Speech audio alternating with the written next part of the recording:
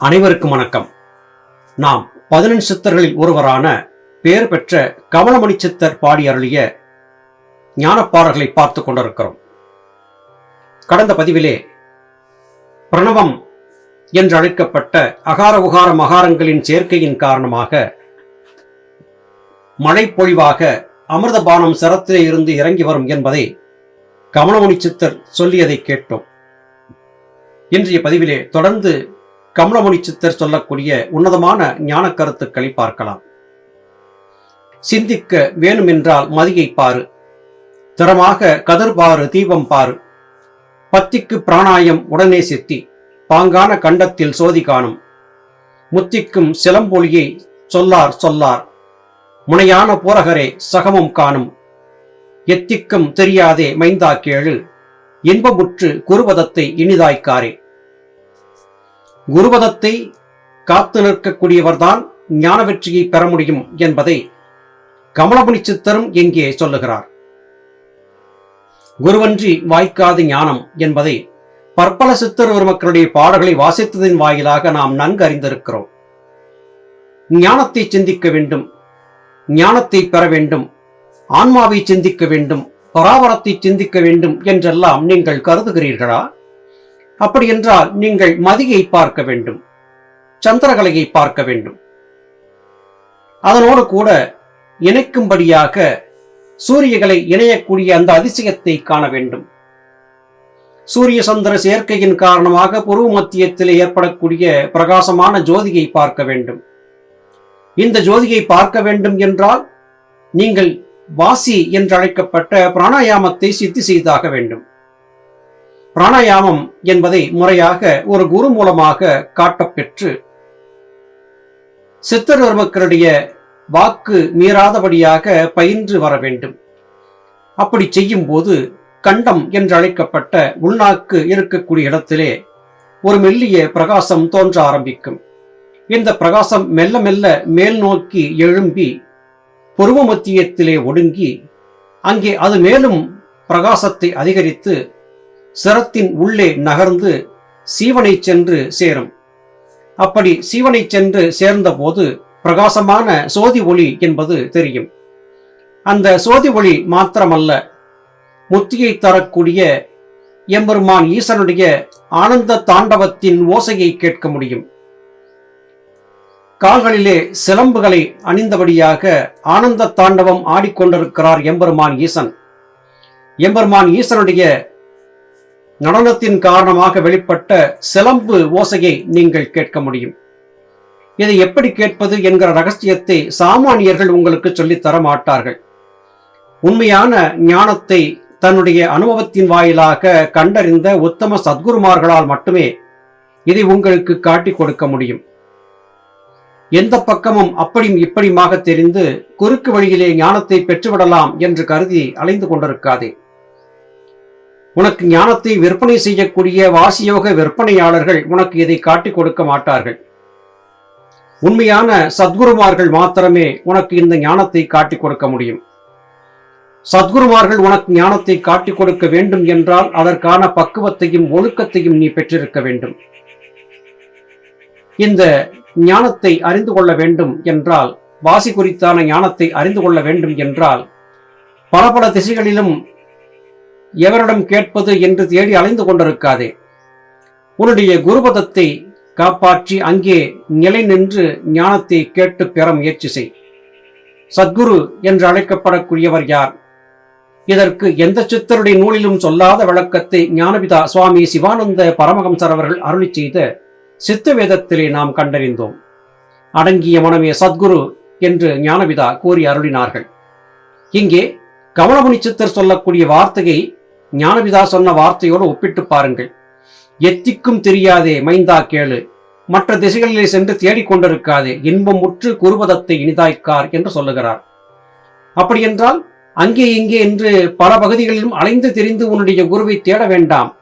உன்னுடைய குரு உனக்குள்ளேயே இருக்கிறார். அடங்கிய உன்னுடைய மனம்தான் அந்த குரு என்று கமலமணி சித்தர் இங்கே பூடகமாக சொல்லுகிறார். அனைத்து சித்தர்களும் பூடகமாக சொன்ன விஷயத்தை வெட்ட வழியாக போட்டுடைத்தவர் ஞானபிதா சுவாமி சிவானந்த பரமஹம்சர் தான் என்றால் அது மிகையாகாது. இதை சரியாக செய்து கொண்டு விட்டீர்கள் என்றால் பூரகம் என்று அழைக்கப்பட்ட புருவோத்தியத்தை நோக்கி வாசி என்கிற ஜீவசக்தியாய வாயுக்காற்றை செலுத்தி பழகும் போது குருபதத்தில் ஆற்றல் உன்னை வந்து சேரும். பிரகாசம் என்பதை நீ காண முடியும். புறத்திலே தேடாதே, உனக்குள்ளே அந்த பிரகாசம் வரும். அது மட்டுமல்ல, அப்போதே உன்னுடைய இந்த பக்திக்கு மெச்சி சித்தர் பெருமக்கள் உனக்கு பிராணயாமம் சித்தியாவதற்கான ஆசையையும் வழங்குவார்கள். பிராணயாமம் சித்தியாகிவிட்டால் அதன் பிறகு சிலம்போசை கேட்கும் புருவ மத்தியத்திலே ஜோதி பிரகாசமும் காணும். இதைத்தான் இத்திருப்பாடல் வாயிலாக கமலமுனி சித்தர் நமக்கு சொல்லுகிறார். காரப்பா 12 வருஷம் காரு, கனமான வார்த்தை சொல்லி கனிந்து பாரு. நேரப்பா குருவுக்கு பணங்கள் கேட்டால் நீநிலத்தில் முப்பொருளை தாரைவாறு. பேரப்பா எடுத்தாக்கால் என்ன உண்டு, பேர் பெரிய பிராணாய குறியை கேளு. சீரப்பா பெரியோர்கள் சொல்லார் சொல்லார், செத்தவன் போல் காத்திருந்து சேவை செய்ய. மகத்தான ஒரு நுணுக்கத்தை இங்கே கமலமுனி சித்தர் சொல்லுகிறார். 12 வருடங்கள் குருபதத்தை போற்றி செய்து அவரை சரணாகதி செய்து வைத்திருந்தால் நிச்சயமாக உனக்கு தேவையான அனைத்து விதமான ஞான நுணுக்கங்களையும் குருமார்கள் காட்டிக் கொடுப்பார்கள். குரு தனக்கு தட்சணை வேண்டும் என்று கேட்டால் குரு தட்சணையாக எதை கொடுப்பது? நீயோ ஞானத்தை தேடி அலைபவனாக இருக்கிறாய். அப்படி இருக்கும்போது குரு தட்சணையாக பணம், பொருள், நகை எதையாவது கேட்டால் எப்படி கொடுப்பது? உண்மையான குருமார்கள் உன்னிடத்திலே பணத்தையோ நகையையோ எதிர்பார்க்க மாட்டார்கள். பின்பு எதை கேட்பார்கள் என்றால், உன்னிடத்தில் இருக்கக்கூடிய 3 பொருட்களை கொடு என்று கேட்பார்கள். உன்னிடத்தில் இருக்கின்ற ஆணவம், கண்மம், மாயை என்கிற இந்த 3ஐயும் காணிக்கையாக பெற்றுக் கொள்வார்கள். இங்கே ஞானபிதா சுவாமி சிவானந்த பரமஹம்சர் அவர்கள் சித்தவித்திய உபதேசம் காட்டிக் கொடுப்பதற்கு, மனதாலும் சொல்லாலும் செயலாலும் யாதொரு இருக்கும் தீம்பு இழைக்க மாட்டேன், உடலுக்கும் உயிருக்கும் தீம்பளிக்கக்கூடிய மது, மாமிசம், புகை, போதைப் பொருட்கள் ஆகியவற்றை உட்கொள்ள மாட்டேன் என்று சத்திய வாக்கு கொடுக்க வேண்டும். அதுவே குரு காணிக்கை என்றும் சொல்லியிருந்தார்கள். இங்கே நீநிலத்தில் முப்பொருளை தாரைவார் என்று கமலமுனி சித்தர் சொல்லுகிறார். ஞானபிதா சொன்ன அதே கருத்துக்களைத்தான் இங்கே மறைபொருளாக கமலமுனி சித்தரும் சொல்லுகிறார். உன்னிடத்தில் இருக்கக்கூடிய எல்லா விதமான கெட்ட குணங்களையும் குரு காணிக்கையாக கொடுத்துவிடு. யார் உனக்கு குரு? உன்னுடைய மனம்தான் குரு. உன்னுடைய மனத்திடத்திலே தவறுகள் செய்ய மாட்டேன், சிவகாரணிய ஒழுக்கத்தை பேணுவேன், எல்லா உயிரையும் என் உயிர் போல் பாதுகாப்பேன் என்கிற உத்தரவாதத்தை கொடு. அப்போது உன்னுடைய மனம் அடங்கி குருவாகி சத்குருவாகி உனக்கு உண்மையான ஞானத்தை காட்டிக் கொடுக்கும்.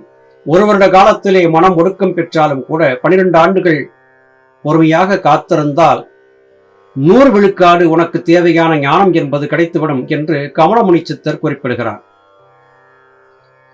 இந்த பெயரை எடுப்பதற்கு, ஞானி அல்லது சித்தன் என்கிற பெயரை எடுப்பதற்கு சில காலம் பிடிக்கத்தான் செய்யும். எவ்வளவு காலம் ஆகும் என்பதை பற்றி பெரியோர்கள் சொல்லி இருக்கவில்லை. இத்தனை காலத்திலே கிடைத்துவிடும் என்று உறுதிபட சொல்ல முடியாது. ஆனால் இதை சாதித்துக் கொள்வதற்கு நீ உன்னை பிணமாக மாற்றிக்கொள்ள வேண்டும். உணர்ச்சியற்ற மரமாக நீ உன்னை மாற்றிக்கொள்ள வேண்டும். எதற்கும் உணர்ச்சி வசப்படக்கூடாது. புலன்கள் வழியாக சந்திக்கக்கூடிய இந்த உலக மாயைக்காக எந்த வகையிலும் நீ உணர்ச்சி வசப்பட்டவனாக மாறிவிடக்கூடாது. செத்தவன் போல காத்திருந்து குரு சேவை செய்து வா. இதற்கு என்ன காரணம்? இறந்தவனுக்குள்ளே புலன்கள் வழியாக நடக்கக்கூடிய எந்த மாய நாடகமும் இல்லை. அவன் அப்படியே அசையாமல் கிடக்கிறான். அதுபோல மனதின் செயல்பாடுகள் அனைத்தும் நின்றுவிட்டால் அவன் செத்தவனுக்கு சமமாக மாறிவிடுவான். எனவே புலன்கள் வழியாக சலிக்கக்கூடிய மனத்தின் போக்கை தடுத்து நிறுத்துவது ஒரு வகையான மரணம்தான். இந்த மரணத்தை சாதித்துக் கொண்டு விட்டால் 12 ஆண்டுகளிலே முத்தி, ஞான சித்தி என்பது கிடைத்துவிடும். இதைத்தான் இங்கே கமலமுனி சித்தர் சொல்லுகிறார். மிக மிக நுணுக்கமான கருத்துக்களை கமலமுனி சித்தர் சொல்லி வருகிறார். மேலும் இவர் சொல்லக்கூடிய உன்னத கருத்துக்களை அடுத்தடுத்து வரக்கூடிய பதிவுகளிலே பார்க்கலாம். அதுவரையிலும் நன்றி, வணக்கம்.